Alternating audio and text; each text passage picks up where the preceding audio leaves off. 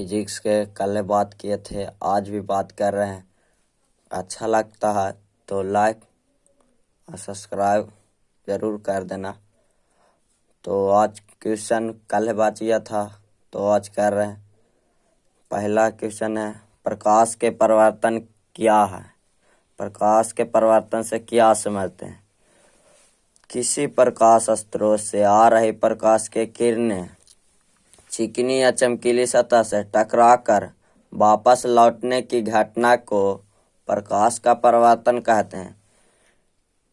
किसी प्रकाश स्रोत से आ रहे प्रकाश के किरणें चिकनी या चमकीली सतह से टकराकर वापस लौटने की घटना को प्रकाश के परिवर्तन कहते हैं। प्रकाश के परिवर्तन के कितने नियम होते हैं? 2 नियम। कौन कौन? आपतित किरण, परावर्तित किरण तथा आपतन बिंदु पर डाला गया लंब, तीनों एक सतह में होता है। आपतन कोण परावर्तन कोण के बराबर होता है। फिर से, आपतित किरण, परावर्तित किरण तथा आपतन बिंदु पर डाला गया लंब तीनों एक सतह में होता है। आपतन कोण परावर्तन कोण के बराबर होता है। पहले 2 नियम हो गया। अब कुछ ऑब्जेक्टिव हो जाए। प्रकाश कौन सा तरंग है? अनुप्रस्थ तरंग। प्रकाश किससे मिलकर बना? फोटॉन कण। फोटॉन कण।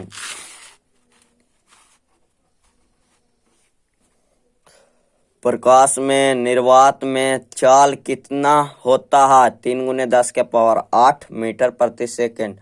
हवा में प्रकाश की चाल कितना होता है? 3 × 10⁸ मीटर प्रति सेकंड। कांच में प्रकाश की चाल कितना होता है? 2 × 10⁸ मीटर प्रति सेकंड। पानी में प्रकाश की चाल कितना होता है? 2.25 × 10⁸ मीटर प्रति सेकंड होता है। प्रकाश के चाल को सबसे पहले किसने मापा था? रोमर नामक वैज्ञानिक ने। आपतित किरण क्या है? आपतित किरण क्या है? आपतित किरण क्या है? प्रकाश स्रोत से आने वाली किरण को आपतित किरण कहते हैं। परावर्तित किरण क्या है? चिकनी या चमकीली सतह से टकराकर लौटने वाले किरण को परावर्तित किरण कहते हैं।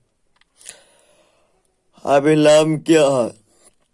आपतन बिंदु पर डाला गया लंब को अभिलंब कहते हैं। आपतन बिंदु पर डाला गया लंब को अभिलंब कहते हैं। लंब कहते हैं।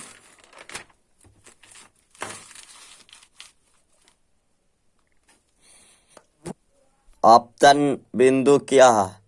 जिस बिंदु से होकर आपतित किरण परावर्तित हो जाती है उसे आपतन बिंदु कहते हैं।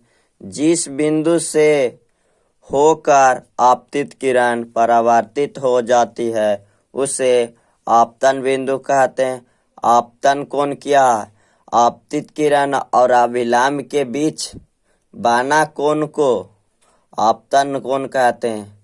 आपतित किरण और अभिलंब के बीच बना कोण को आपतन कोण कहते हैं। परावर्तन कोण क्या है? परावर्तन कोण परावर्तित किरण और अभिलंब के बीच बना कोण को परावर्तन कोण कहते हैं। परावर्तित किरण और अभिलंब के बीच बना कोण को परावर्तन कोण कहते हैं। गोलीय दर्पण क्या है?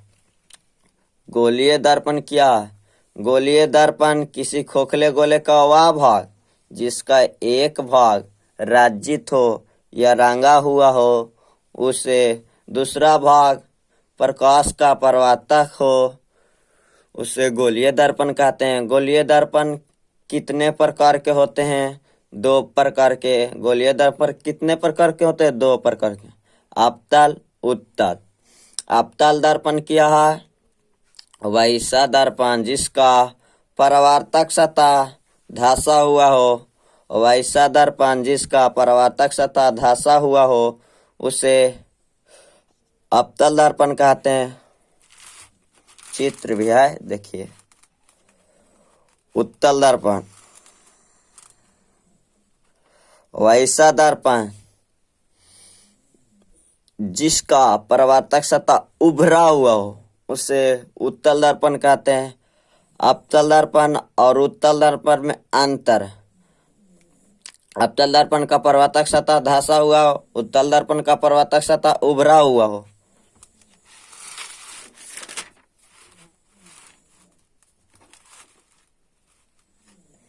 अवतल दर्पण को अभिसारी दर्पण कहते हैं, उत्तल दर्पण को अपसारी दर्पण कहते हैं। 2 पॉइंट हो गया। तीसरा, अवतल दर्पण में बड़ा, छोटा एवं बराबर प्रतिबिंब बनता है, उत्तल दर्पण में सिर्फ छोटा प्रतिबिंब बनता है। 3 पॉइंट हो गया। चौथा पॉइंट, अवतल दर्पण में वास्तविक काल्पनिक दोनों प्रतिबिंब बनता है, उत्तल दर्पण में सिर्फ काल्पनिक प्रतिबिंब बनता है। 4 पॉइंट हो गया। अवतल दर्पण में सीधा उल्टा प्रतिबिंब बनता है और उत्तल दर्पण में सिर्फ सीधा प्रतिबिंब बनता है।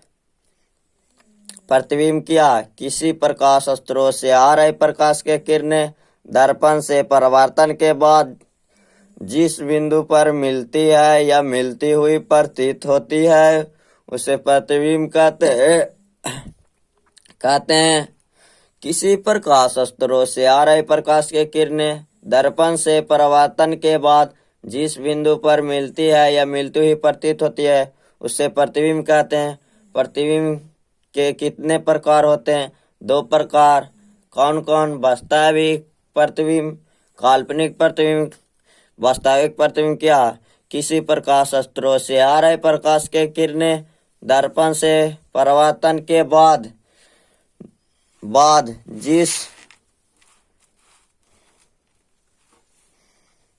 जिस बिंदु पर वास्तविक रूप से मिलती है उसे वास्तविक प्रतिबिंब कहते हैं।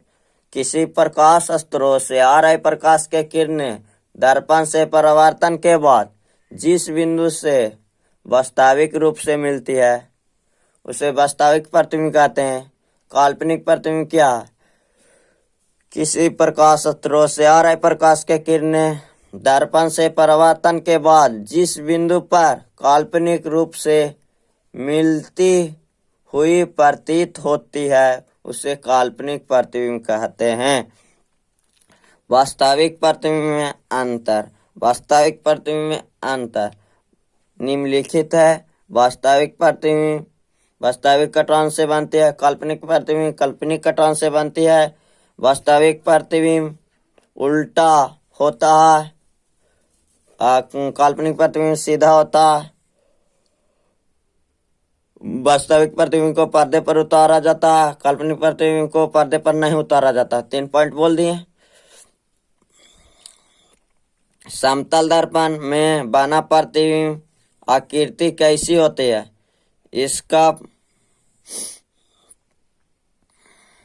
इसका प्रतिबिंब आभासी होता है। इसका आकार वस्तु के आकार के बराबर होता है। इसका प्रतिबिंब सीधा होता है।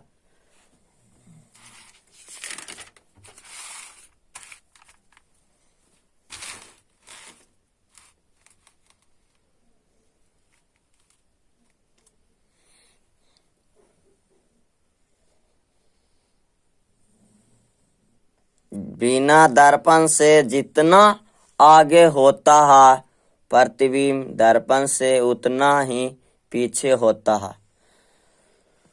समतल दर्पण का उपयोग बताएं। समतल दर्पण का उपयोग निम्नलिखित है। हम लोगों प्रतिबिंब चेहरा देखते हैं के लिए समतल दर्पण का उपयोग करते हैं। हम लोग चेहरा देखने का उपयोग किस दर्पण का उपयोग करते हैं? समतल दर्पण का उपयोग करते हैं। अवतल दर्पण का उपयोग बताएं। अवतल दर्पण का उपयोग निम्नलिखित है।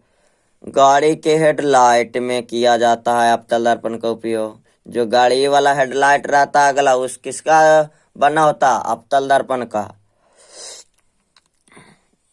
हजामा तथा बाल दाढ़ी बनाने में जो सैलून में रहता है बड़ा बड़ा आईने को किस दर्पण रख के रहता, अवतल दर्पण का रहता। डॉक्टर के द्वारा गला कान नाक जांच करने में जो डॉक्टर रहता बड़े बड़े मतलब स्कोप मिश्रण देखने के वो अवतल दर्पण का रहता है। सौर कुकर में किया जाता है, सौर कुकर में अवतल दर्पण का उपयोग होता है। प्रथमवर्ती दूरबी में किया जाता है, मतलब दूरबी मतलब दूर देखने के स्कोप के बड़ा अवतल दर्पण का उपयोग होता है। गोलीय दर्पण क्या है? गोलीय दर्पण किसी खोखले गोले का भाग है जिसका एक भाग राजित हो या रंगा हुआ और दूसरा भाग प्रकाश के परावर्तन हो। दर्पण के भाग नाम बताएं। निम्नलिखित है ध्रुव, पी, वक्रता त्रिज्या, पीसी, प्रधान अक्ष, सी मुख्य अक्ष, एफ